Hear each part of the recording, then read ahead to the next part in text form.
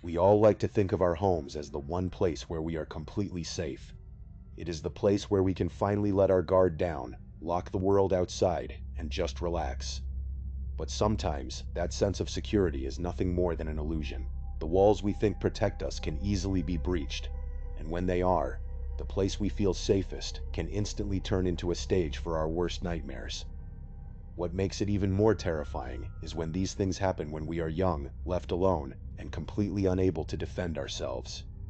We trust our parents to protect us, and we trust our older siblings to keep us safe when our parents are gone. But what happens when that trust is broken, or when the people around us are completely unprepared for the dangers of the real world? Today, we are looking at 4 incredibly chilling cases where young people were left to face terrifying situations all by themselves inside the very places they called home. Let us start with a night that one person remembers like it was yesterday, even though they are 26 years old now. Back then, they were only 12. It was a typical weekend, and their parents were heading out for the night, leaving them home with their 18-year-old brother Zach. At first, this seemed like a dream scenario. Being 12 years old in a big house felt like absolute freedom, but almost as soon as the parents pulled out of the driveway, Zach turned to his younger sibling with a proposal. He wanted to go out for a few hours to hang out with his friends. He made his younger sibling and promised not to tell their mom and dad. Zach knew he would get into massive trouble if the parents found out he had left his 12-year-old brother home alone, but the sibling agreed.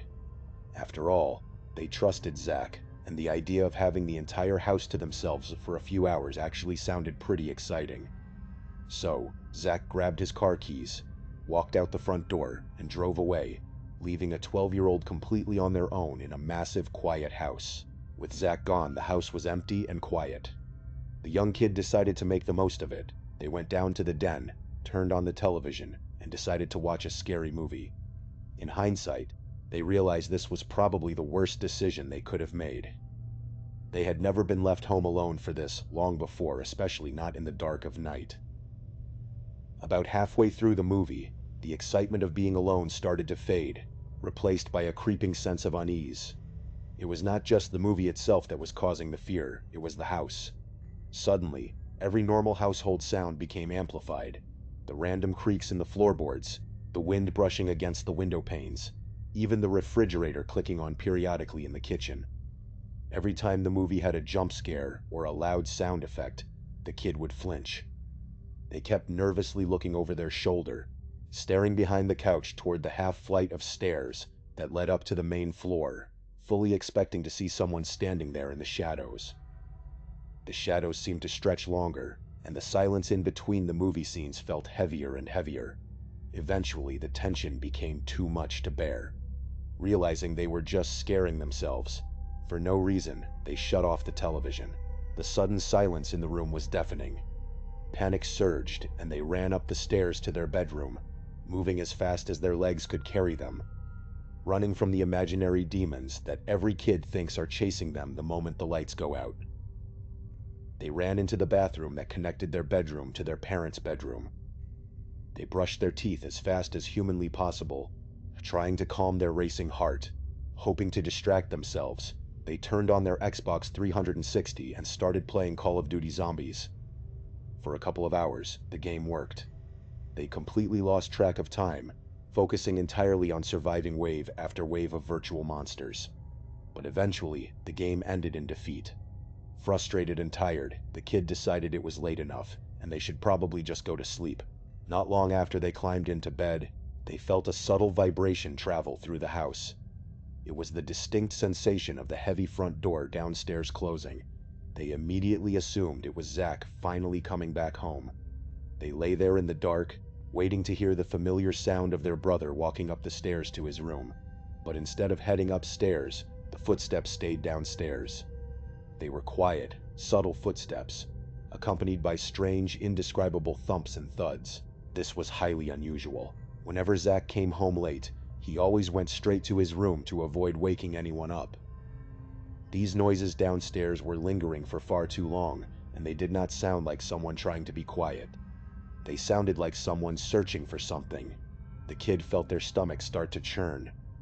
That stupid, scary movie they had watched earlier, was playing tricks on their mind again, or at least, that is what they desperately hoped. They quietly got out of bed and crept over to the bedroom window to look outside. They expected to see Zach's car parked in its usual spot in the driveway, but when they looked down, the driveway was completely empty. Zach's car was not there. That was the exact moment that real cold panic set in. Because they were only 12 years old, they did not have a cell phone of their own. There was no way to text Zach or call their parents without leaving the bedroom and walking all the way to one of the landline house phones. In that moment, stepping out of the bedroom felt like an absolute impossibility. Trembling, the kid tiptoed over to the bedroom door to make sure it was locked. But they knew the lock on that door was weak. It was one of those simple indoor locks that could easily be unlocked from the outside with nothing more than a fingernail. If someone really wanted to get in, that lock would not stop them. Looking around the dark room, they realized they needed a place to hide. The only viable spot was a small, crawl-in closet built directly into the bedroom wall. They squeezed their body inside the cramped space, carefully pulled the door shut from the inside, and tried to quiet their breathing. As they sat there in the pitch black, they prayed. They desperately hoped they were just being overly paranoid. Maybe Zach had parked his car on the side of the house instead of the driveway. Maybe it really was just him. But then, those hopes were shattered. Seconds later, they heard the sound of someone fumbling with their bedroom door handle. Within moments, the lock gave way and the door clicked open. Someone was now standing inside their bedroom. The kid had no idea who it was, what they looked like, or what they wanted. They remained absolutely frozen, barely breathing, listening to the heavy footsteps moving around the bedroom. The floorboards creaked under the weight of the intruder. They could hear things being picked up, shifted, and moved around. Every single second felt like an entire lifetime. The fear that the closet door would be flung open at any second was paralyzing. At one point, they heard the distinct sound of something heavy being dragged across the floor. The minutes dragged on, feeling like agonizing hours. Finally, the footsteps began to recede, moving away from the bedroom and back downstairs. Even though the room was quiet again, the kid was too terrified to move. They stayed huddled inside that cramped crawl-in closet for what felt like forever, which was likely close to 2 hours. Suddenly, the silence was broken by a voice calling their name from across the house. It was Zach. His voice sounded urgent, stressed, and incredibly angry. A few moments later, Zach stormed into the bedroom and called out their name again. The kid pushed open the closet door and stepped out, shaking uncontrollably, their hands trembling. Before they could even speak, Zach started yelling at them, demanding to know what they had done to his room and why they were hiding in the closet. In that moment, the terrifying truth was confirmed. It had not been Zach in the house. The kid explained the entire situation as quickly as they could through their tears. Once Zach realized the gravity of what had happened, the anger vanished from his face, replaced by pure shock. Together, the brothers started walking through the house, and they quickly realized just how bad the situation really was. Drawers had been pulled out and dumped onto the floor. Multiple electronics were missing, including televisions and gaming consoles. The house had been systematically ransacked. Zach immediately dialed the police. While they waited for the officers to arrive, they stood on edge, checking every single window and door to make sure the intruder was gone and couldn't get back in. When the police finally arrived, they took a detailed report, writing down all the stolen items and questioning the brothers about the timeline of events. They advised them to wait inside until their parents returned. At around 4 in the morning, the headlights of their parents' car swept across the driveway. The moment their dad walked through the front door and learned what had happened, he was absolutely furious. He marched straight over to Zach and smacked him hard across the face, furious at him for being so incredibly irresponsible, for leaving his 12-year-old brother entirely alone, and for leaving the front door unlocked. The mom, meanwhile, rushed over to the 12-year-old, hugging them tightly and expressing how incredibly glad she was that they were safe. In the aftermath of that night, Zach was forced to start paying monthly rent to the parents to slowly cover the cost of all the stolen electronics.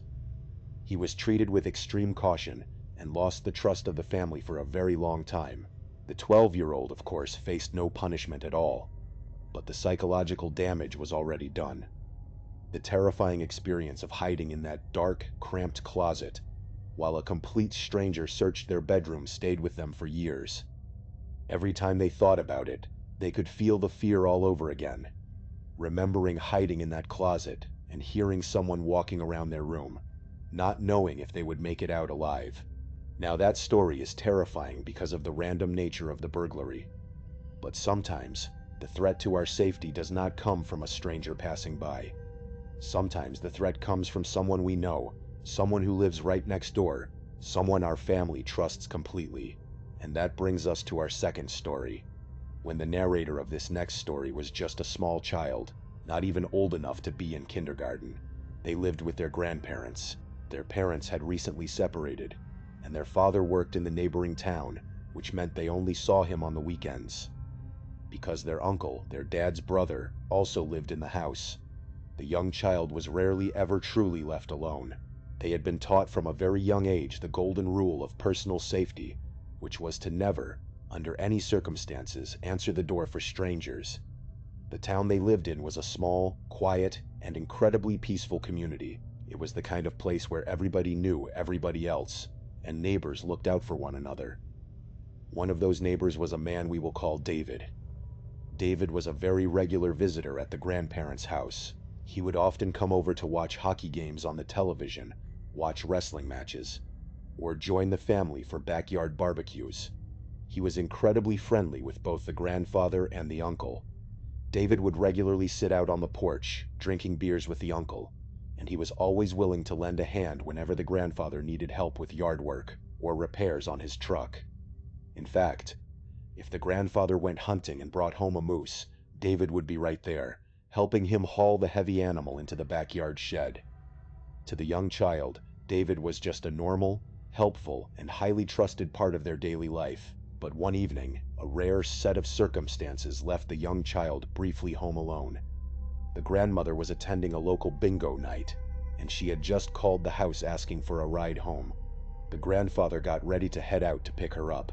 He asked the young child if they wanted to come along for the ride, but the child refused.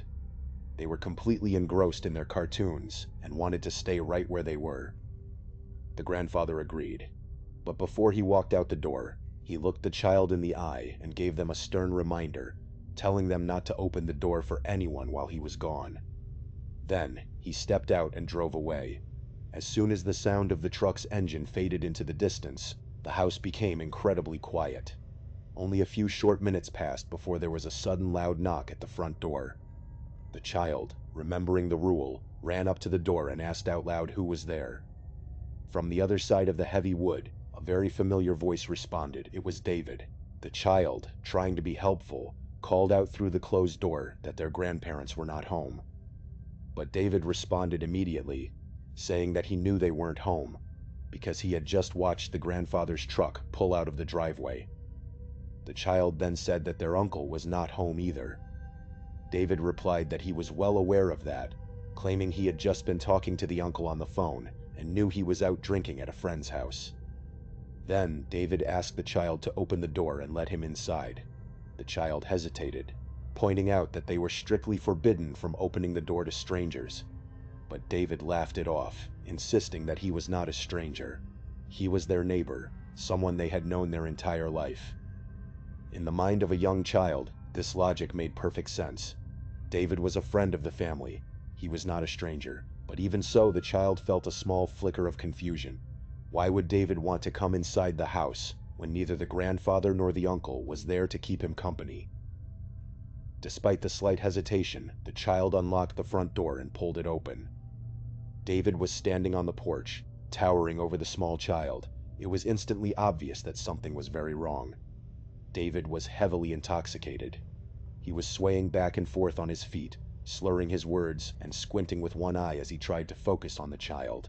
He took a heavy step forward, crossing the threshold into the house, and immediately placed his heavy hands firmly on the child's shoulders.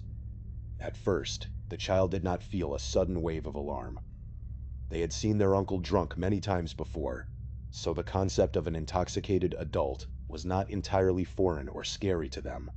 The child politely told David that he could wait in the kitchen while they went back to the living room to finish watching their cartoons. But David did not move. His grip on the child's shoulders tightened, and he refused to let go. The child tried to pull away, attempting to pry David's large hands off their shoulders, but they could not budge them. Suddenly, the friendly demeanor David usually possessed vanished completely. His expression hardened and his voice changed, filling with a dark, intense anger. He began saying things that absolutely terrified the young child. Decades later, the narrator cannot recall the exact words David spoke, but they can still vividly remember the sheer terror those words injected into their chest. Before the child could process what was happening, David aggressively dragged them into the kitchen. He reached over, grabbed a large, sharp knife from the counter, and pressed the cold, sharp tip of the blade directly against the child's stomach. He looked down at them and asked in a cold voice if they wanted to be stabbed. When the child burst into tears, David told them to quiet down, or he would cut their tongue or their throat. To prove he was serious, he took the dull side of the blade and dragged it slowly across the child's throat. Just as the child was completely paralyzed with fear, the sound of a familiar engine cut through the silence outside. It was the grandfather's truck pulling into the driveway. The sound of car doors slamming shut echoed through the house. A wave of immense relief washed over the child, and they opened their mouth to scream for help. But before they could make a sound, David's large hand clamped tightly over their mouth, cutting off their breath. He spun them both around to face the kitchen doorway, holding the child hostage. A second later, the grandmother walked through the front door, a smile on her face. But that smile vanished instantly, the moment her eyes fell upon the horrific scene in the kitchen. She saw her trusted neighbor holding her grandchild at knife point. A blood-curdling scream tore from her throat, and she screamed for the grandfather to get inside the house immediately. The grandfather rushed through the door, his face twisting in shock and absolute fury as he took in the scene. Without a single second of hesitation, he charged forward. He was screaming at David with a level of pure, unadulterated rage that the child had never heard before. Seeing the grandfather charging at him, David panicked and shoved the child hard to the floor. The grandmother rushed forward, grabbing the child in her arms, holding them tightly against her chest, and blocking their view of the kitchen so they would not have to witness the violent struggle that was about to unfold. As the grandmother held the child, telling them over and over again that they were safe, the sounds of a violent physical struggle echoed through the kitchen. The grandfather, fueled by adrenaline and protective instinct, completely overpowered the intoxicated neighbor. When the child finally looked up, they saw their grandfather physically throwing David out of the house, screaming at him to never set foot on their property again, before slamming the heavy front door shut and locking it. As the child grew older, the gravity of that night began to sink in. They realized that David's arrival was not a random coincidence. He had planned it. He knew the grandmother was at bingo. He knew the uncle was out drinking, and he had actively waited down the street, watching until he saw the grandfather's truck pull out of the driveway. That was his moment to strike. The child was far too young to understand his intentions. Years later, after the grandfather had passed away, the narrator was sitting with their grandmother, reminiscing about the past. They brought up that terrifying night, talking about how heroic the grandfather had been, but the grandmother's reaction was unexpected. She looked highly uneasy and uncomfortable. She agreed that it had been a truly horrifying night. Then, she asked the narrator if they remembered that the grandfather had gone out hunting that very same night. Right after the incident, the narrator thought back and faintly recalled the grandfather leaving the house later that night, which was highly unusual because he never went hunting at night, unless he was going on an extended camping trip.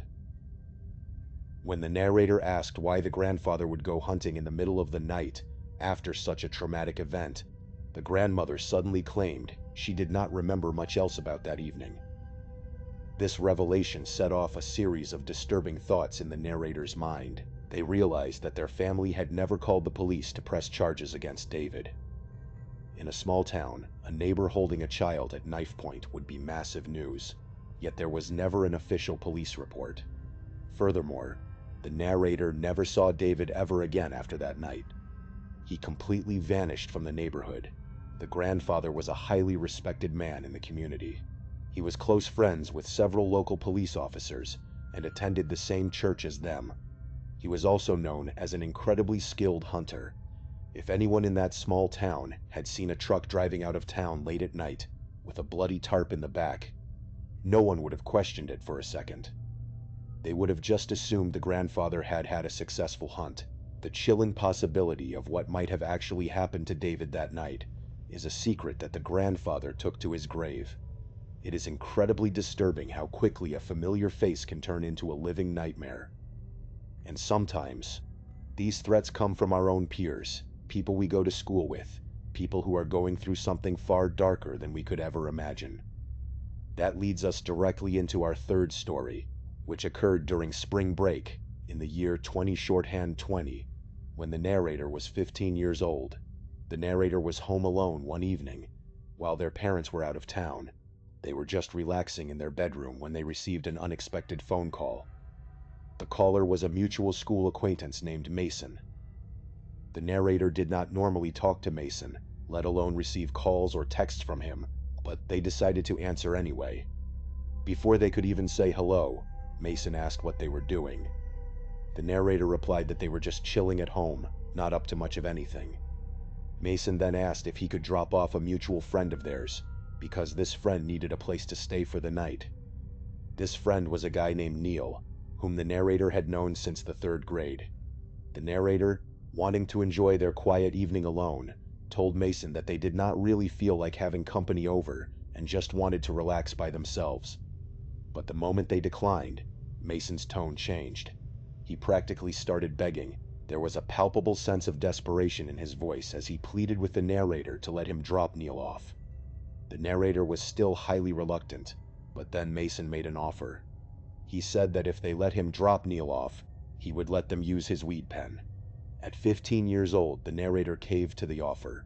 Looking back, they realize how incredibly foolish they were to let a small bribe persuade them, but at the time they were young and naive. They agreed, telling Mason they could head over. Now Neil had always been an incredibly outgoing guy with virtually no filter. He never really cared what other people thought of him. But during the week leading up to this night, the narrator had heard some very strange rumors about Neil from their brother and other friends. They had mentioned that Neil was acting incredibly bizarre in class. When the narrator asked for details, his brother explained that Neil would randomly start laughing hysterically or clapping out of nowhere in the middle of a completely silent classroom. He was also saying highly disturbing things to classmates, such as claiming that the school's basketball coaches were actually high-ranking Freemasons who were actively trying to convert him. It was clear that Neil was not in a normal state of mind, but the narrator had not realized how severe the situation actually was until Neil and Mason arrived at the house. The narrator walked down to the front door to greet them. They met Mason and Neil on the porch, took a hit from Mason's weed pen as promised, and handed it back. But as Mason prepared to leave, the atmosphere shifted. Mason turned to Neil, grabbed him firmly by the shoulders, and looked at him with tears welling up in his eyes. In an incredibly serious and emotional voice, Mason pleaded with Neil, begging him not to do that thing. Neil just stared back at him with a blank, hollow expression and casually muttered that he understood. The narrator felt a wave of confusion. They really should have asked what Mason meant by that, but for some reason, they stayed quiet. Mason got back into his car and drove away, leaving Neil behind. The moment the front door was shut and locked, the very first question Neil asked was whether all the doors in the house were securely locked. Instantly, massive red flags went off in the narrator's head. A sudden, heavy feeling of dread settled in their stomach. They realized they had just let something very dangerous into their home. The narrator told Neil that the doors were locked, but Neil insisted on checking them himself. To ease his anxiety, the narrator led Neil down the narrow hallway near the front door, showing him that both the back door and the laundry room door were completely locked. Neil did not say a word. They stood there in the silent hallway for a few incredibly awkward seconds. Then, out of nowhere, his hand shot up like he was raising it, and he put on this eerie, toothy smile that the narrator can still see clearly in their mind. He held that posture, staring blankly ahead, for several agonizing seconds before slowly lowering his arm without uttering a single word. Desperate to break the tension, the narrator forced a fake laugh, trying to make the bizarre behavior seem like a joke. Neil then asked for a glass of water, so they walked into the kitchen. As the narrator reached into the refrigerator to grab a couple of cold water bottles, they noticed Neil lingering by the kitchen counter, specifically right next to the drawer where the silverware and heavy kitchen knives were kept. Through the reflection of the refrigerator door, the narrator watched in horror as Neil slowly and quietly opened the drawer. He reached his hand inside, aiming directly for a large, sharp steak knife. Without a single second of hesitation, the narrator's adrenaline kicked in. They lunged forward, grabbed Neil's hand right before his fingers could wrap around the handle of the knife, and slammed the drawer shut with force. Neil did not react violently. He did not even flinch. He just stood there, staring blankly at the narrator, and let out a soft, eerie chuckle, as if he were trying to pretend the entire thing was just a harmless joke. But the narrator was not laughing. Their heart was pounding so hard they could hear it echoing in their ears. They were frozen in a state of absolute terror, the kind of primal fear that people experience when they realize they are in a life or death situation. They had never felt their life was in actual danger until that very moment. Their mind raced, completely focused on one single goal. They needed to get Neil out of the house immediately. Breaking the heavy silence, Neil suddenly suggested that they go take a walk to the nearby neighborhood park. The narrator immediately agreed, acting as if nothing was wrong. They walked toward the laundry room, which led out to the driveway. The narrator intentionally let Neil step outside first. Once Neil was on the driveway, the narrator told him they just needed to grab their shoes from inside. Neil paused, looking subtly disappointed, and told the narrator to hurry up. But the moment Neil stepped fully outside, the narrator pulled the heavy door shut, locked it instantly, and ran to grab their phone. They immediately called their older brother, frantically explaining the terrifying encounter. Hearing the panic in their voice, the brother told them to stay inside and lock all the windows. The narrator then ran back to the kitchen, grabbed every single sharp knife from the drawer, and carried them upstairs to their bedroom to hide them. They knew they needed to ensure Neil could not find any weapons if he somehow managed to break back inside. Within less than 5 minutes, the brother arrived at the house, bringing 3 of his friends along for backup. They spotted Neil wandering around outside and approached him. The narrator, feeling slightly safer now that backup had arrived, stepped out onto the porch. The brother and his friends were trying to talk to Neil, but Neil was completely detached from reality. He was rambling incoherently, talking about how the school's basketball coaches were members of the Illuminati. He was claiming that these coaches would physically assault the players on the team to somehow make them play better on the court. He continued to spout these bizarre, paranoid conspiracy theories for several minutes.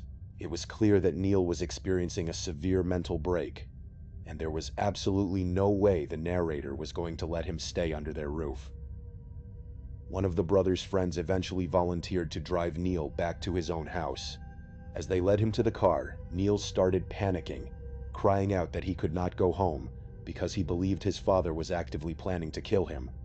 Once Neil was finally gone, the narrator called Mason back. They were furious and demanded to know what Neil had said in the car that had made Mason act so terrified earlier. Mason, sounding deeply shaken, finally confessed the truth. He explained that during the entire car ride over, Neil had been reading aloud from a handwritten manifesto. In that manifesto, Neil had written that he needed to either kill himself or kill someone else in order to prevent his father from murdering him. Mason had completely panicked, and rather than getting Neil professional help, his only thought was to get Neil out of his car as fast as possible, which was why he had desperately dumped him at the narrator's house. The narrator completely lost their mind, screaming at Mason for putting their life in danger just to save himself. Though deep down, the narrator felt a wave of guilt, realizing they had let their own desire for a weed pen cloud their judgment. It was later revealed that Neil had experimented with heavy drugs, which had triggered a severe, underlying schizophrenic episode, causing him to hear voices in his head. A month later, the narrator finally confessed the entire story to their mother. She was absolutely horrified and furious that her child had been put in such extreme danger. The narrator survived that night, by paying close attention to Neil's subtle movements in the kitchen. If they had not intervened, the moment Neil reached into that knife drawer, the night would have undoubtedly ended in a horrific tragedy. But perhaps the most bone-chilling type of intruder is not the one who enters with a sudden burst of violence or a chaotic mental episode. It is the one who watches you, the one who learns your name, who studies your routine, and who waits patiently in the shadows of your own home, waiting for the perfect moment to make their presence known. And that brings us to our fourth and final story. The narrator of this story, whose name is Rad, was only 10 years old when it took place. It was a beautiful, warm, and incredibly sunny afternoon. Rad's mother was preparing to head out to the local grocery store, and she asked her 10-year-old son if he wanted to come along with her. But like most 10-year-olds on a sunny day, he made a massive fuss about wanting to stay home. He wanted to spend the afternoon shooting hoops on the basketball goal they had set up in the street in front of their house. He assured his mother that nothing bad could possibly happen in the span of a couple of hours. After a bit of convincing, the mother finally caved, kissed him goodbye, and pulled out of the driveway. The moment her car disappeared down the street, the boy grabbed an old basketball from the garage and ran out to the street. He spent the next hour or so completely lost in his own world, shooting the ball, playing imaginary games, and pretending he was hitting buzzer-beating shots to win championships. He was running back and forth, sweating under the warm sun, and eventually he stopped to catch his breath. He stood there in the middle of the quiet street, lazily bouncing the basketball against the warm asphalt, looking around the peaceful neighborhood. And then his eyes drifted up toward the second story of his house. He stared at his older sister's bedroom window. Standing directly behind the glass was a dark, distinct shadow. At first, the boy thought it was just a trick of the light, perhaps a strange reflection of the sun hitting the window pane. He stood frozen, staring at the window for a few long seconds, but then the shadow shifted. It moved with the unmistakable fluid motion of a human being, standing back slightly from the direct sunlight, peering down at him in the street. The boy's heart stopped. Nobody was supposed to be home. His older sister was away at college, his father was at work, and his mother had just left to go grocery shopping. He was supposed to be completely alone. Without realizing it, his fingers loosened, and the basketball dropped from his hands, bouncing loudly down the driveway. He kept his eyes locked on his sister's window. The blinds were only half open, and the dark figure remained standing right behind them, watching him. There were no distinguishable features, just a tall, dark silhouette, terrified but confused. The boy's first instinct was to run inside to see who was there. He ran around the side of the house, burst through the backyard gate, and let himself in through the back door, slamming it shut behind him. Standing in the kitchen, his heart hammering against his ribs, he looked up toward the stairs. In a shaky, cracking voice, he called out, asking if anyone was home.